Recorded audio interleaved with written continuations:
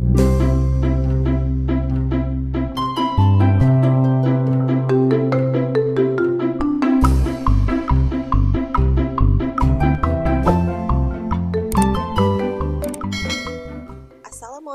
warahmatullahi wabarakatuh. Halo semuanya, bertemu lagi dengan saya di channel yang sama, channel Emma Rusna Dewi.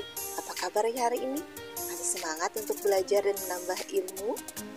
Nah, sekarang saya akan membawakan sebuah materi lanjutan dari video sebelumnya, yaitu tentang pernyataan majemuk. Kita lihat ya, pernyataan majemuk itu seperti apa sih?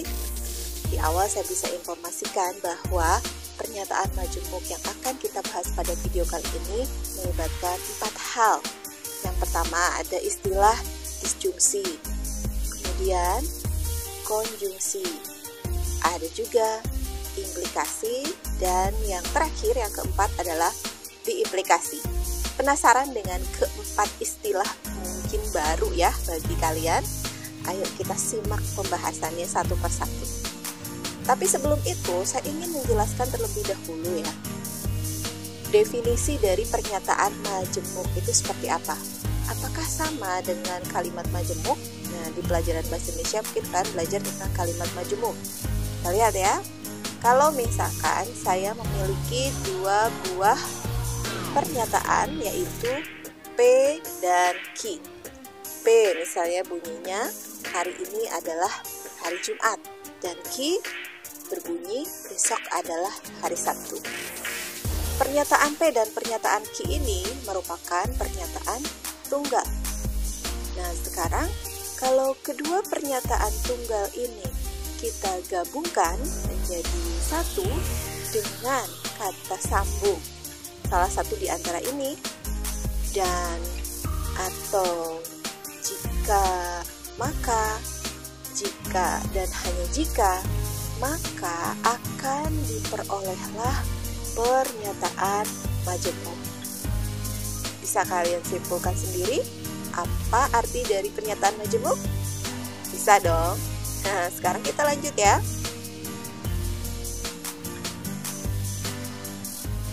Saya akan berikan contoh dua pernyataan P dan Q tadi kalau kita gabungkan dengan kata penghubung atau di sini operasi ya, berarti ya operasi atau, maka dia menjadi hari ini adalah hari Jumat atau besok adalah hari Sabtu. Gampang kan, jadi cuma nambahin atau sebagai penyambung dua pernyataan tersebut. Kemudian kalau penyambungnya adalah kata dan, menjadi hari ini adalah hari Jumat dan besok adalah hari Sabtu. Jika kita sambungkan dengan jika, maka bunyinya menjadi jika hari ini adalah hari Jumat, maka besok adalah hari Sabtu. Dan yang terakhir, kalau kita sambungkan dengan jika dan hanya jika, maka menjadi hari ini adalah hari Jumat, jika dan hanya jika besok adalah hari Sabtu. Oke, ini cuma nyambungin aja kedua pernyataan itu dengan kata atau, dan, jika maka, atau jika dan hanya jika ya. Sekarang kita simak untuk disjungsi dan konjungsi. Nah, tadi kan ada 4 ya, kita bahas dulu dua. Yang pertama yaitu disjungsi dan konjungsi. Saya akan berikan dulu dua buah pernyataan yang baru seperti ini. Pernyataan P bunyinya 10 kurang dari 25. Kemudian pernyataan Q, 2 pangkat 3 sama dengan 9. Jangan ribut dulu. Kok 2 pangkat 3 sama dengan 9? Iya, kalau kalian menyatakan bahwa itu salah Bu, nah, berarti kan ini pernyataan yang bernilai salah. Jadi Ibu mengambil Q itu adalah contoh pernyataan bernilai salah.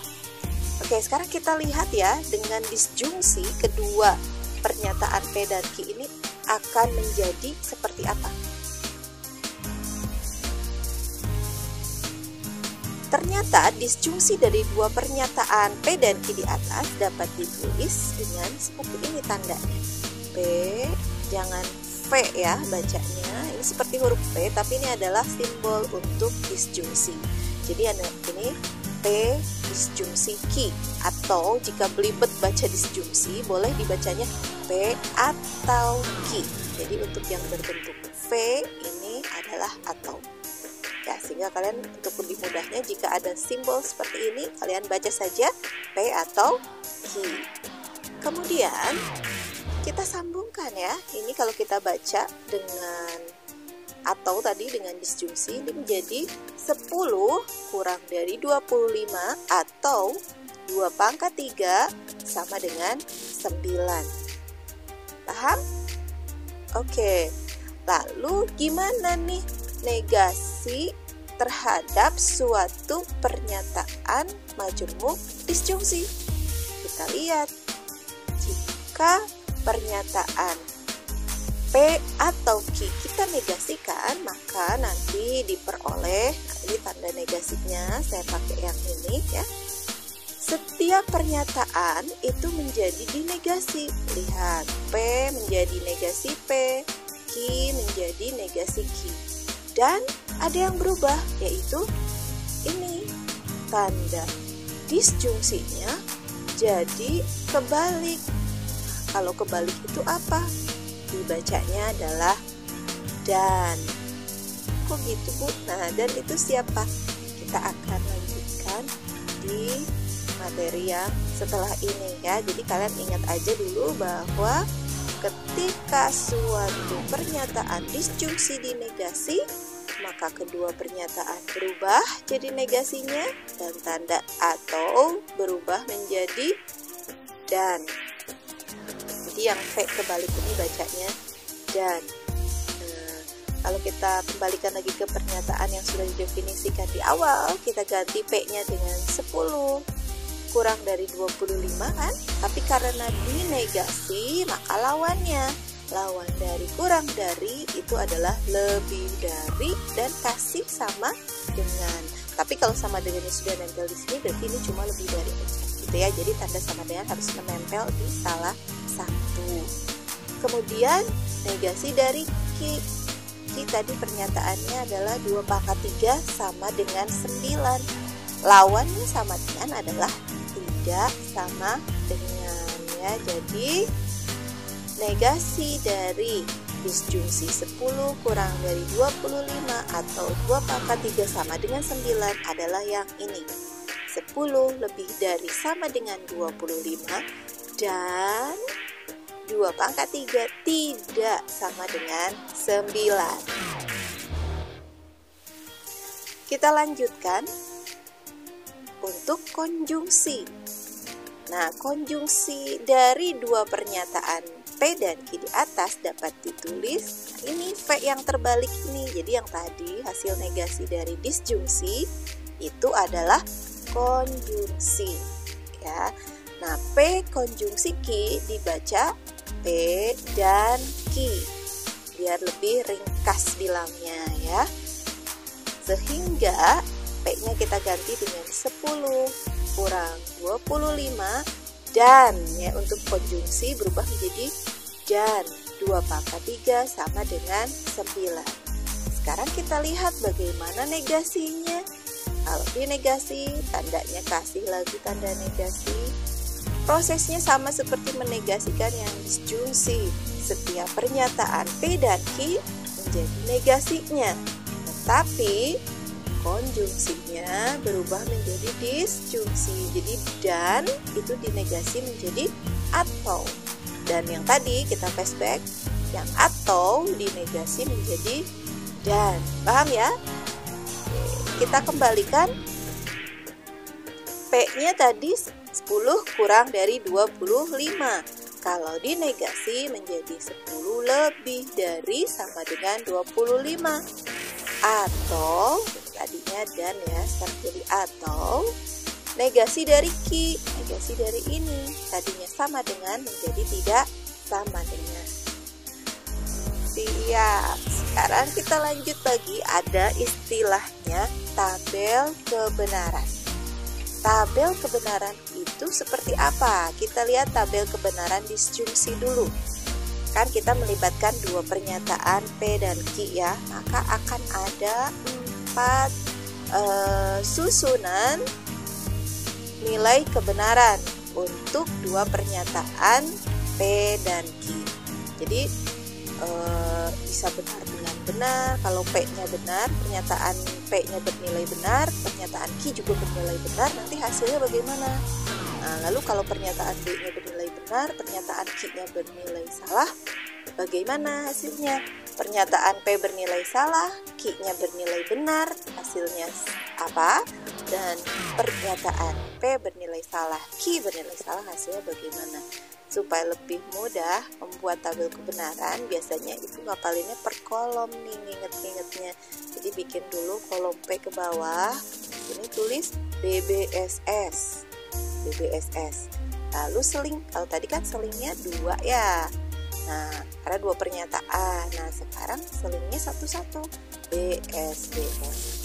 Ini otomatis semua susunan benar dan salah pada P dan Q, 2 pernyataan itu udah muncul semua ya. Oke, sekarang kita lihat.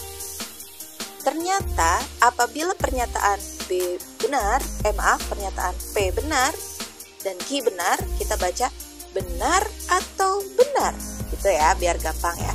Benar atau benar, hasilnya benar. Tapi kalau benar atau salah, benar juga. Jadi ingat ya, kalau di disjungsi benar atau salah itu benar, salah atau benar juga benar. Tapi kalau salah atau salah, hasilnya salah. Apa maksudnya? Nah, disjungsi akan selalu bernilai benar jika salah satunya benar. Jadi kalau ini kan dua-duanya apalagi ya, jadi dia pasti benar. Ini asal salah satu aja ada yang benar, maka nilai ataunya atau disjungsi itu benar. Tapi kalau salah semua ya salah. Dengan kata lain boleh juga nih kita menyimpulkan seperti ini. Oh, berarti kalau di disjungsi itu B-nya menang. Artinya asalkan ada B yang muncul, maka dia pasti B tuh. Ini kan asal ada B yang muncul di 3 baris pertama nih, B-nya muncul. Nah, maka pasti benar yang muncul ya. Tapi kalau di baris yang keempat kan tidak ada B sama sekali, maka dia salah. Oke, lanjut lagi nih ke konjungsi. Konjungsi itu tadi apa? Dan ya, atau simbolnya huruf V terbalik. Susunan benar salahnya seperti tadi, BBSS, BS, BS. Benar dan benar, maka hasilnya benar. Tapi benar dan salah, hasilnya salah. Begitu pula dengan salah dan benar, hasilnya juga salah. Apalagi salah dan salah, hasilnya salah. Atau dapat kita simpulkan bahwa pada konjungsi, pernyataan akan bernilai salah jika salah satunya salah ya. Jadi ini kayak gini nih, ini salah satunya salah, mulai dari kolom dari baris kedua sampai baris ke-4 ya, 2, 3, 4 itu ada S yang muncul, maka hasil konjungsinya maka akan menghasilkan nilai S ya. Dengan mudahnya bisa kita bilang bahwa oh, S menang kalau dikonjungsi, karena asalkan ada S aja, mau satu atau apalagi kedua-duanya, maka hasil konjungsinya adalah S ya. Berbeda dengan yang disjungsi. Kalau disjungsi B yang menang, kalau konjungsi S yang menang gitu ya. Oke, sekarang itu biar gampang aja nih. Sekarang kita lihat contoh soalnya deh. Buat apa sih belajar tabel kebenaran yang kayak gitu-gitu? Kita lihat. Misal ya, diketahui 2 buah pernyataan P dan Q. P bunyinya semua bilangan prima adalah ganjil, dan Q X kuadrat dikurangi 3X dikurang 4 sama dengan 0. Tentukan nilai X, berarti di pernyataan Q ya, agar P atau Q bernilai benar. Berarti ini apa? Ini disjungsi. Ingat, disjungsi harus bagaimana nih supaya benar? Oke, kita lihat ya. Berarti kita harus ngecek juga nilai kebenaran dari pernyataan ini solusinya. Yang pertama kita akan cek nilai kebenaran dari P. Ternyata P bernilai salah, iya gitu. Nah, coba kita lihat. Semua bilangan prima adalah ganjil. Bilangan prima itu berapa saja sih? Bilangan prima itu mulai dari 2, 3, 5, 7, 11, 12, 12. Definisi bilangan prima itu adalah bilangan yang hanya memiliki 2 faktor, yaitu faktornya 1 dan dirinya sendiri, gitu ya. Ternyata tidak semua bilangan prima ganjil. Kenapa? Karena ini 2 itu bukan bilangan ganjil, sehingga pernyataan P bernilai salah. Nah, kalau kita sudah punya pegangan, oh P-nya salah nih, maka Q itu harus bagaimana? Harus bernilai benar atau bernilai salah? Supaya P disjungsi Q bernilai benar gitu. Untuk bisa menentukan Q-nya harus benar atau salah, kita harus mengingat lagi tabel kebenaran yang barusan kita bahas. Untuk disjungsi atau, maka lihat ya, ini kan yang P-nya tadi salah. Tuh, yang salah ini supaya jadi benar. Berarti bukan yang kolom keempat, tetapi kolom ketiga. Berarti pernyataan Q-nya harus bagaimana? Harus benar. Karena pernyataan P salah, dibutuhkan pernyataan Q yang benar supaya P atau Q-nya menjadi benar. Karena kalau Q-nya salah lagi, maka P atau Q-nya menjadi salah. Dengan demikian, kita harus mencari solusi X pada pernyataan Q atau X kuadrat dikurang 3X kurang 4 sama dengan 0 ini, yang X-nya memenuhi ini ya, supaya pernyataan ini bernilai benar. Bagaimana caranya? Masih ingat materi di semester sebelumnya, kita harus mencari X agar X kuadrat dikurang 3X kurang 4 sama dengan 0 itu menjadi benar adalah dengan menggunakan pemfaktoran ya, salah satunya. Yang paling mudah ya, kita pakai pemfaktoran. Kita tulis dulu kalimatnya atau persamaannya, X kuadrat kurang 3X kurang 4 sama dengan 0. Ini kan sudah X kuadrat ya, maka nanti akan X sama X. Nah, kemudian ini kenapa dapat 4 sama 1? Karena kita mencari 2 angka yang apabila dikalikan hasilnya 4 dan apabila dijumlah atau dikurang hasilnya 3. Karena negatif berarti selisih ya, dikurang ya. Perkalian yang hasilnya 4 adalah 1 dan 4 atau 2 dan 2. Tetapi 2 dan 2 kalau diselisihkan itu tidak akan menghasilkan 3. Yang menghasilkan 3 adalah 4 dan 1. Tapi posisi negatif dan positifnya di mana? Nah, ini kan negatif 3. Negatif 3 diperoleh dari negatif 4 ditambah 1. Gitu ya. Sehingga kalau kita sama dengan 0 kan, masing-masing faktor masing-masing huruf diperolehlah X sama dengan 4 atau X sama dengan negatif 1. Jadi itu jawabannya. Agar X, tentukan X agar P atau Q bernilai benar adalah X-nya harus 4 atau X-nya harus negatif 1. Gitu ya. Nah, sekarang silahkan latih dirimu untuk mengukur apakah sudah paham atau belum. Coba kerjakan 2 soal berikut. Selanjutnya, kita akan melanjutkan ke materi yang berikutnya, yaitu implikasi dan diimplikasi. Tadi sudah konjungsi dan disjungsi ya. Kita lihat implikasi dan diimplikasi. Diberikan 2 pernyataan P dan Q masih sama seperti yang kita pakai pada disjungsi dan konjungsi.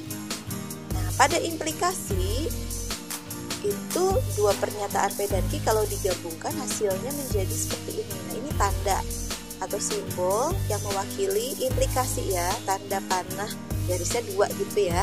P, jika P maka Q, ini bacanya jika P maka Q gitu. Sehingga kalau P-nya kita ganti dengan ini, Q-nya kita ganti dengan ini. Jika 10 kurang dari 25 maka 2 pangkat 3 sama dengan 9. Sama seperti yang tadi, kita juga harus tahu negasinya bagaimana. Kita negasikan sekarang. Hati-hati, yang ini sedikit berbeda ya. Jika dinegasikan maka jika P maka Q atau implikasi PQ ini, kita kasih tanda negasi, hasilnya menjadi, lihat, pernyataan pertamanya tidak berubah, tidak menjadi negasinya, dia tetap P, lalu muncul dan atau konjungsi P dan negasi Q. Nah, kalau saya untuk mudah mengingat itu, negasi dari implikasi yang kita ubah hanya pernyataan kedua dan tandanya menjadi dan, ya. Jadi negasi dari P, jika P maka Q adalah P dan negasi Q. Yang diubah pernyataan kedua lalu berubah menjadi dan. Kita kembalikan lagi, P-nya siapa? 10 kurang dari 25 dan negasi ini, negasinya adalah 2 pangkat 3 tidak sama dengan 9. Gitu ya, hati-hati ya untuk yang implikasi, berbeda dengan cara menegasikan yang konjungsi dan disjungsi. Nah, begitu pula dengan yang biimplikasi, ini juga sedikit berbeda. Biimplikasi dari dua pernyataan di atas dapat ditulis seperti ini. Jadi, biimplikasi itu adalah implikasi dua arah. Artinya jika P maka Q dan jika Q maka P, maka tanda panahnya ke dua-duanya gitu ya. Ini dibacanya P jika dan hanya jika Q gitu ya. Oke, selanjutnya kalau kita ganti P-nya dengan 10 kurang dari 25 jika dan hanya jika 2 pangkat 3 sama dengan 9 gitu ya. Proses negasinya bagaimana? Nah, jika dinegasikan, maka ini juga hati-hati karena implikasi dua arah. Jadi asalnya dari sini ya, dari pengimplikasian untuk jika P maka Q dan jika Q maka P. Jadi kedua ini dituliskan di sini. Ini adalah hasil negasinya. Negasi dari P jika dan hanya jika Q adalah P dan negasi Q.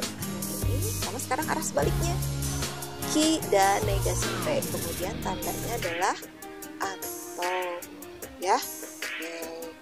Nah, tinggal dimasukkan lagi P-nya 10 kurang dari 25 dan negasi dari ini berarti tidak sama dengan menjadi atau. Q-nya ini saya tulis lagi, kemudian dan negasi P ini berarti jadi 10 lebih dari sama dengan 25 gitu ya. Sekarang kita lihat tabel kebenaran untuk implikasi dan diimplikasi. Implikasi dulu. Nah, ini juga harus hati-hati ya.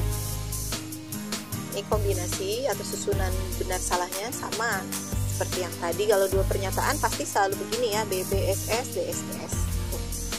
Nah, saya ngingetnya gini nih, pakai kata-kata sendiri gitu loh untuk menyimpulkannya. Jadi saya gini, untuk yang pertama ya, ini supaya mudah mengingat saja bagi saya pribadi, boleh dipakai boleh enggak. Kalau saya bilang ini, sesuatu yang bernilai benar maka harus dikatakan benar. Benar salah? Benar.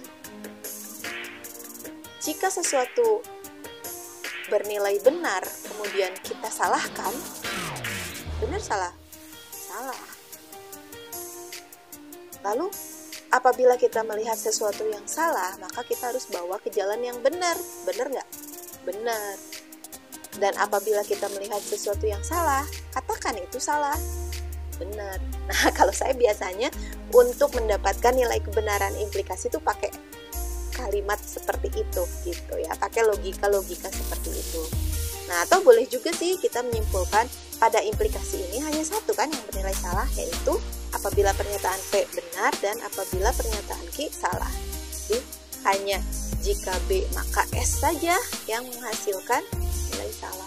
Boleh mau mengingat seperti itu juga ya. Kalau saya lebih enak yang tadi sih, pakai logika berpikir seperti itu. Nah, sekarang bagaimana dengan biimplikasi? Nah, biimplikasi ini mudah mengingatnya karena panahnya bolak-balik. Ini sama seperti anggap sajalah, sama dengan anggap ya. Jadi kalau nilai kebenaran di P sama di Q harus sama. Jadi, kalau di P-nya benar ya di Q-nya harus benar, baru itu bernilai benar. Dan kan harus sama ya tadi ya. Kalau di P-nya salah, di Q-nya juga harus salah. Nah, itu yang bernilai benar. Karena P dan Q harus sama nilai kebenarannya, sama-sama benar atau sama-sama salah. Itulah yang menyebabkan diimplikasi bernilai benar. Selain itu, apabila tidak sinkron, yang satu bilang benar, yang satu bilang salah, yang satu bilang salah, yang satu bilang benar, nah ini hasil diimplikasinya adalah salah. Nah, boleh kita simpulkan begini juga bahwa diimplikasi akan bernilai benar jika kedua pernyataan sama nilai kebenarannya, sama-sama benar atau sama-sama salah gitu ya. Oke. Nah, ayo berlatih lagi supaya kita lebih mengerti lagi dan semakin berkurang kebingungannya ya. Jadi cara untuk menghilangkan kebingungan ya pasti dengan sering berlatih soal. Salah satunya seperti itu. Nah, ini saya berikan petunjuk bentuk yang nomor 2 ya. Jadi diperhatikan baik-baik petunjuknya untuk mempermudah kalian mencoba mencari solusi di soal nomor 2. Oke, terakhir saya ingin menyampaikan sebuah quotes dari seorang tokoh terkenal yaitu Albert Einstein. Hidup itu seperti bersepeda. Kalau kamu ingin menjaga keseimbanganmu, kamu harus terus bergerak maju. So, mulai dari sekarang, jangan males-malesan lagi, mager-mageran lagi. Yuk, buka buku kalian, ayo berdiskusi, ayo mencoba berlatih soal, ayo menonton video pembelajaran, ataupun melakukan hal dan aktivitas apa saja yang bisa membuat kamu lebih baik dan bisa mendapatkan suatu progres dalam diri kalian.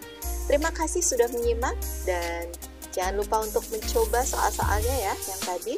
Sampai ketemu lagi di video berikutnya. Assalamualaikum warahmatullahi wabarakatuh.